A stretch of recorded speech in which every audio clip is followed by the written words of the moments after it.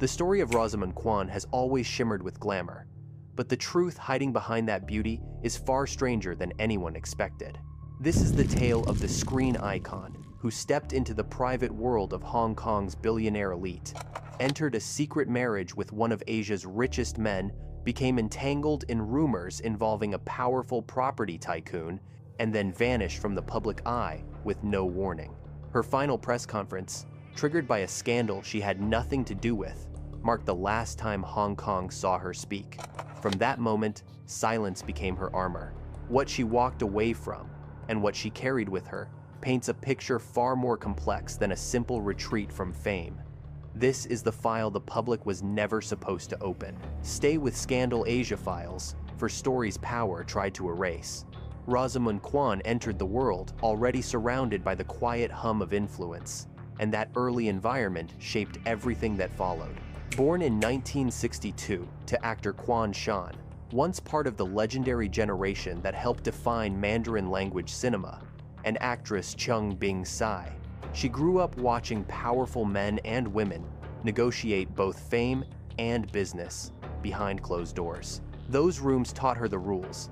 Glamour opens doors, but connections decide who stays inside.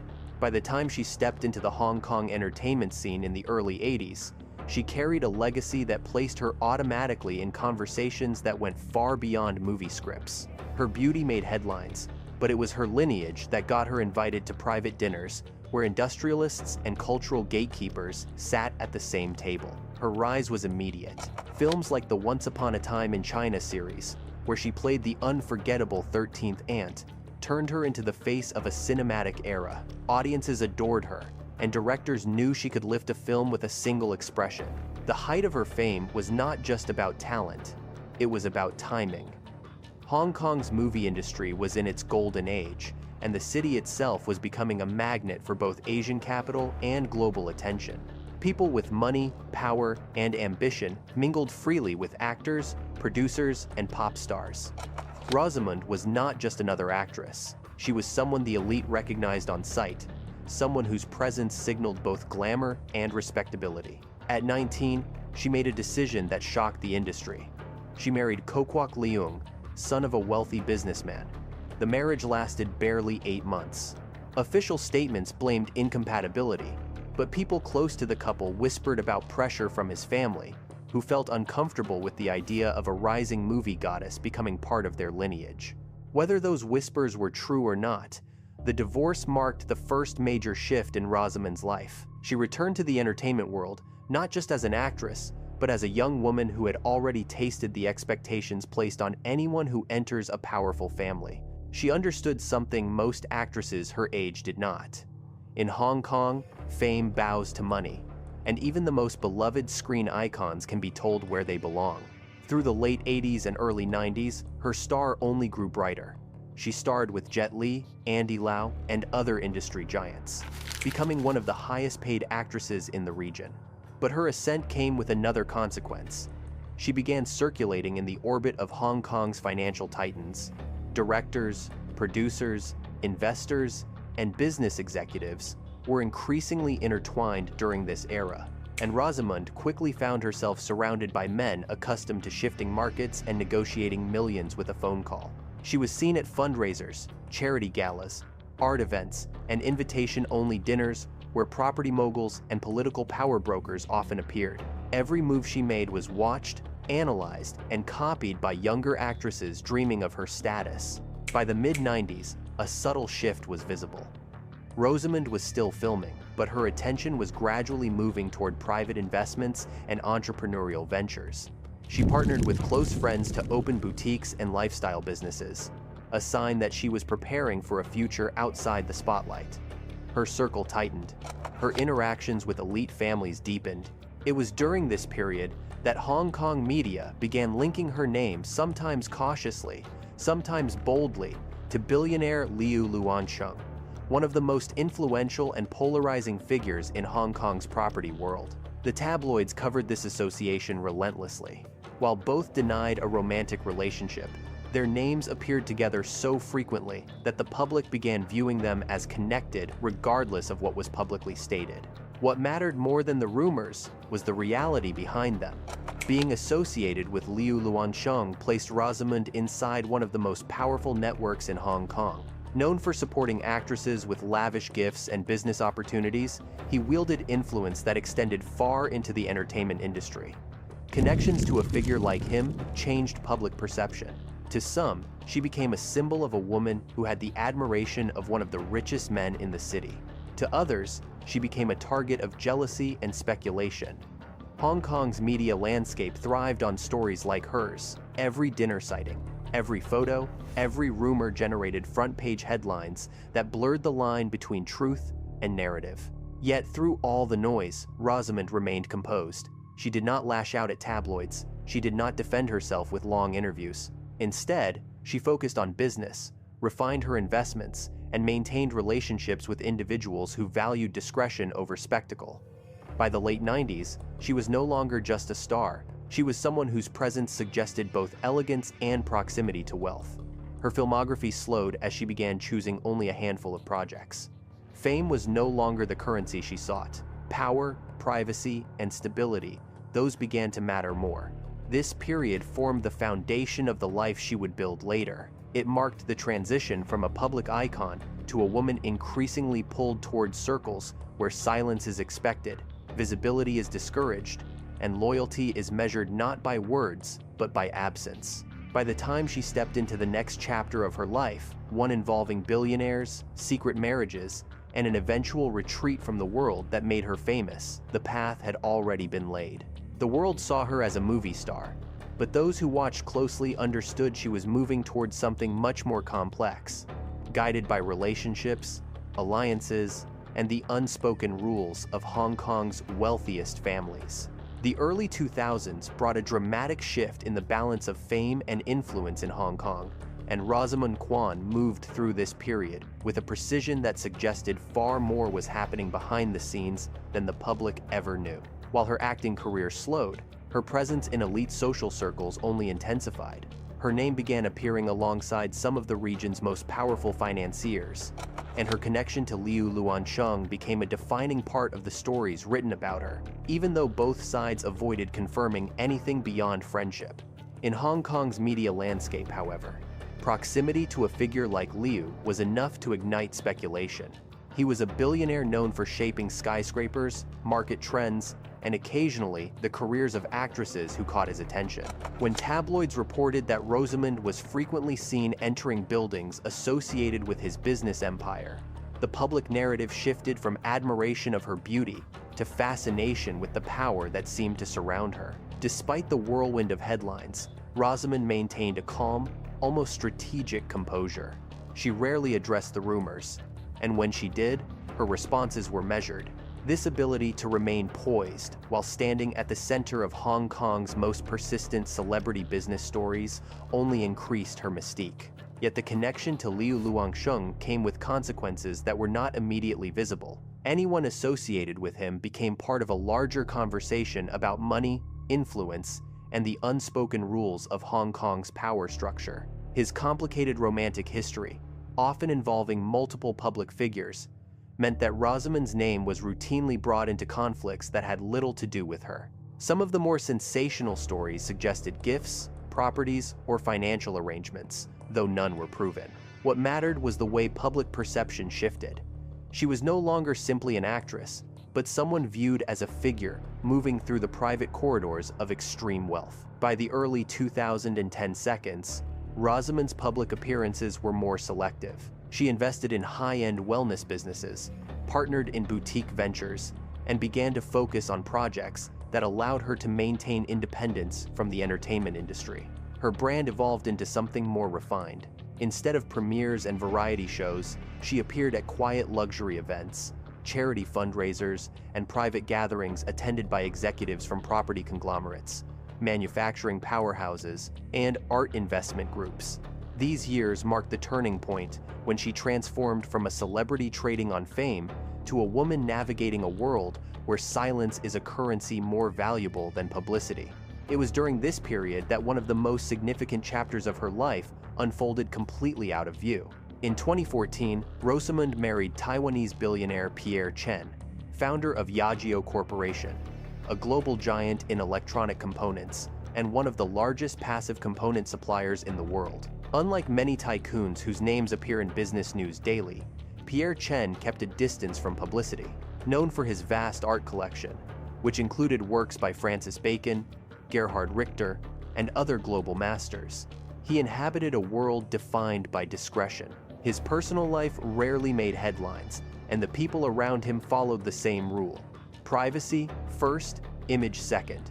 The marriage between Rosamund and Chen was kept so secret that even close industry observers had no idea it happened.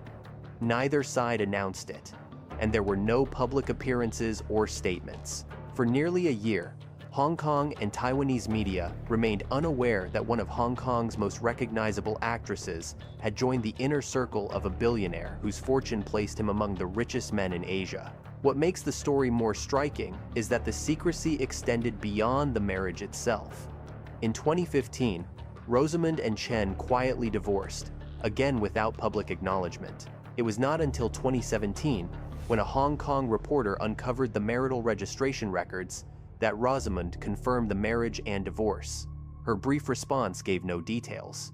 She simply acknowledged that the relationship had happened and ended, and she would not comment further. This period coincided with one of the most damaging media storms of her career. In 2015, a rumor spread across Hong Kong tabloids claiming that Liu Luancheng had thrown a massage chair at Rosamund during an argument. The story exploded instantly, despite having no verified source. It was repeated so aggressively on television, online platforms, and gossip pages that Rosamund finally held a press conference to deny it. She appeared composed but firm, stating the rumor was false and harmful. What no one realized at the time was that this would become her final major interaction with the Hong Kong media. After that press conference, she slipped away from the spotlight with a finality that suggested she had already decided her future would not include public battles or clarifications. People close to Hong Kong's entertainment industry noted how the rumor seemed to push her closer to complete withdrawal, even though she denied it, and even though Liu later publicly defended her. The episode highlighted how volatile public attention could be. For someone newly connected to a billionaire family built on silence, this kind of exposure was the exact opposite of what those circles tolerated. Some observers speculated that the timing was more than coincidental. Entering and exiting a marriage with a figure as private as Pierre Chen placed her in an extremely delicate position. Any sudden wave of tabloid stories, even unrelated ones, risked dragging high-level financial families into conversations they wanted no part of.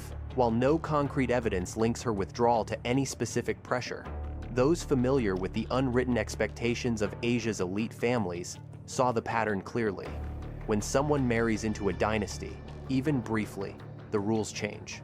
As these transitions unfolded, Rosamund's former career seemed to dissolve behind her. Films, interviews, public appearances, everything she once dominated vanished from her schedule. Even endorsements and commercial events faded from her portfolio.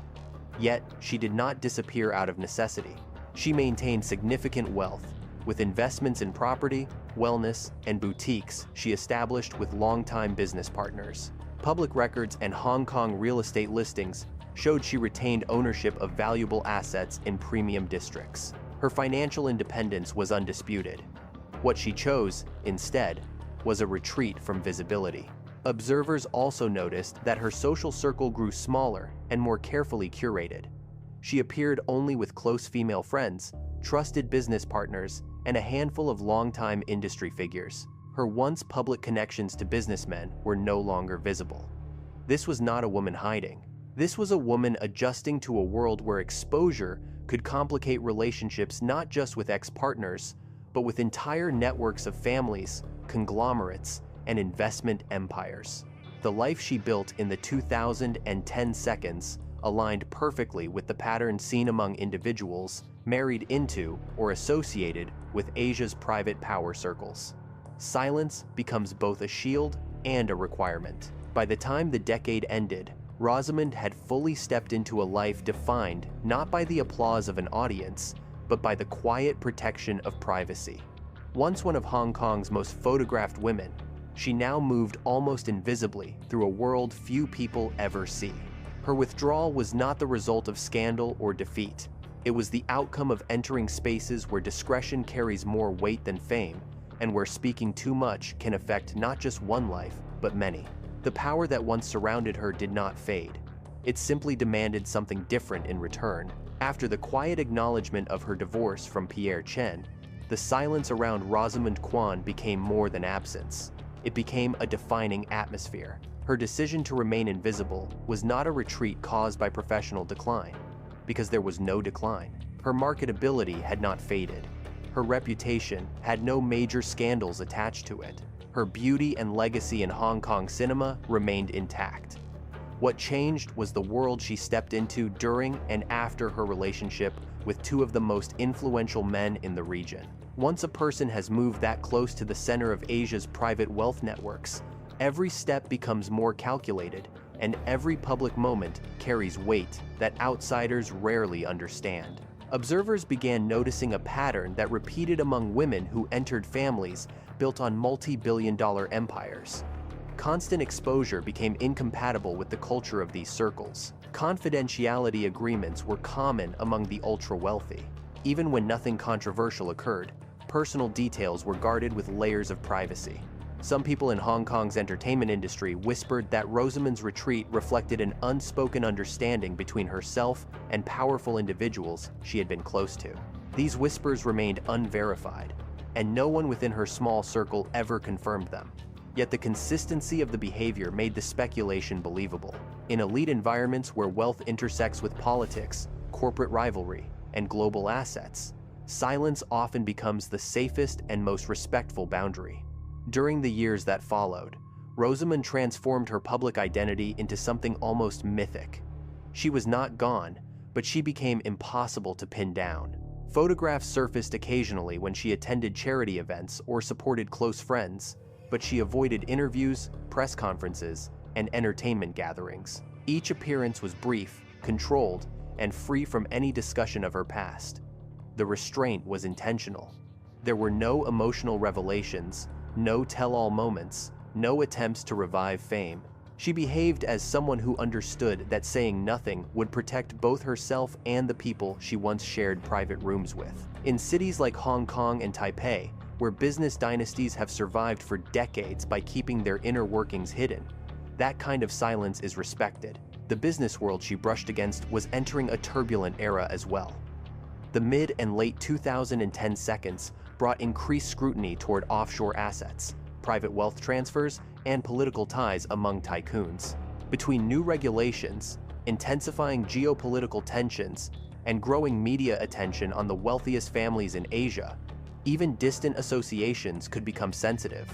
Anyone once linked to major figures in property or manufacturing risked being pulled into narratives they did not choose. For someone like Rosamund, who had once been connected publicly to Lu Luangsheng and privately to Pierre Chen, remaining visible could have placed her in conversations that had nothing to do with her life. People in these circles often take proactive steps to stay out of sight long before problems arise. That is not evidence of wrongdoing. It is simply how power protects itself. Her silence also offered a kind of freedom that fame never could. Instead of being a character shaped by public demand, she shaped her own existence. She traveled without announcements. She visited friends without photographers waiting outside. She maintained businesses without leveraging her face to promote them. Those who saw her described her as calm, relaxed, and content. Far from being a recluse, she simply chose a version of life where noise no longer dictated her movements. For someone who spent decades being judged on beauty, relationships, and box office numbers, the shift likely felt more like liberation than escape. Meanwhile, the entertainment industry changed dramatically. Hong Kong cinema lost the dominance it once had. Younger stars rose quickly and vanished even faster. Public attention became fragmented across social media platforms, where gossip outran truth at a pace no one from the golden era could have predicted. The world Rosamund had ruled no longer existed. Her legacy, however, remained untouched. Her characters in the Once Upon a Time in China films continued to be celebrated. Her interviews from the 90s gained nostalgic value. New generations rediscovered her work not through scandal, but through admiration of a style of filmmaking that belonged to a different time. People who watched her disappear from the entertainment world often wondered what she had gained. The answer became clear only when looking at how she lived afterward. She retained high-value properties in Hong Kong's most prestigious districts. She continued running businesses she co-owned with trusted partners. She traveled between Hong Kong, Taiwan, and other destinations without drawing attention. She kept friendships with longtime colleagues who respected her boundaries. There was no sign of financial instability, emotional turmoil, or external pressure. Instead, everything pointed toward a deliberate, steady choice to step away from the noise and into a life that prioritized peace. Her story took on a new meaning because of the environment she once navigated. Hong Kong's billionaire class has always operated behind silky curtains that rarely part. Anyone who enters that sphere, even briefly, walks away with an understanding that visibility is both a gift and a liability. When an actress ascends into that realm, she becomes more than a public figure. She becomes a custodian of knowledge, relationships, and memories that cannot be placed on display. Rosamund carried herself accordingly. Whatever she witnessed, whoever she met, whatever conversations occurred around her, those things stayed locked behind her silence. In the end, her disappearance was not tragic. It was not forced. It was not the result of failure. It was a choice guided by experience inside rooms that most people will never enter. She married into power, stepped out of it with dignity, and then built a version of life that belonged entirely to her. The quiet that followed was not emptiness. It was protection. It was autonomy. It was the rare kind of silence chosen by someone who understood exactly how much the world once wanted a piece of her, and how strong she had to be to give it nothing more. Rosamund Kwan did not fade because her star dimmed. She stepped out of sight after moving through circles where money, influence, and silence shaped destinies. Her marriage to Pierre Chen, her proximity to Liu Luansheng, and her deep ties to Hong Kong's elite placed her in a world where visibility can create consequences no actress ever trains for. Her disappearance was a choice shaped by power, not fear, and that choice turned her life into one of the region's quietest mysteries. For more untold stories from Asia's hidden corridors, subscribe to Scandal Asia Files.